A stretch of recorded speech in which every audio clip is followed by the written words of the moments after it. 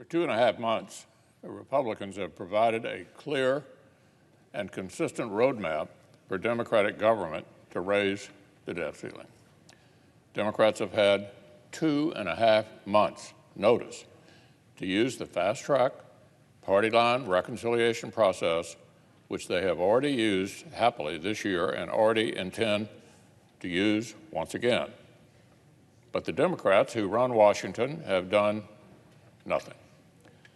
They've squandered week after week after week. The Senate's been voting on mid-level nominations. 2.5 months later, our colleagues complain that time is running out to do their job. They are frantically asking our side for shortcuts.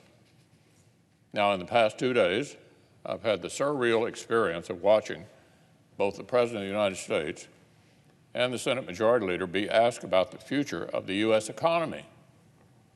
Their respective responses were, quote, "That's up to Mitch McConnell," or "Ask Mitch McConnell."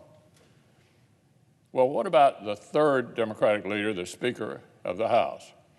Well, she's headed to Europe, headed off to Europe. I can only presume she hopes the full faith and credit of the United States will get sorted out without her. That is the level of leadership and accountability the country is getting from the Washington Democrats who run the country. These are the leadership skills of people who spent 2.5 months doing nothing and then complain they're short on time. That is the attitude that has gotten Democrats a self-created inflation crisis, border crisis, Afghanistan crisis, and free-falling favorability with the American people.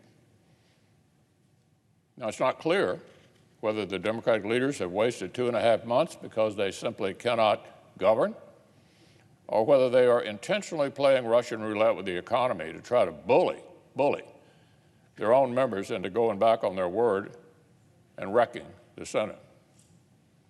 Either way, it is exactly the kind of recklessness that has this unified Democratic government's public approval in total freefall.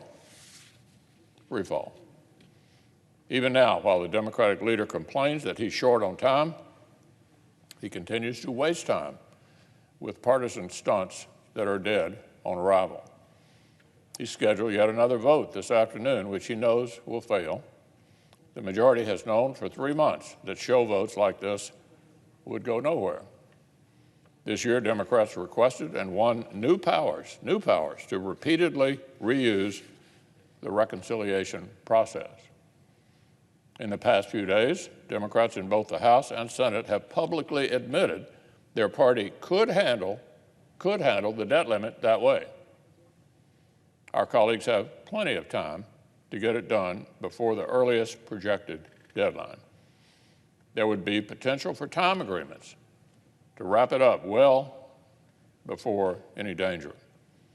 But the Democratic leaders wanted solutions.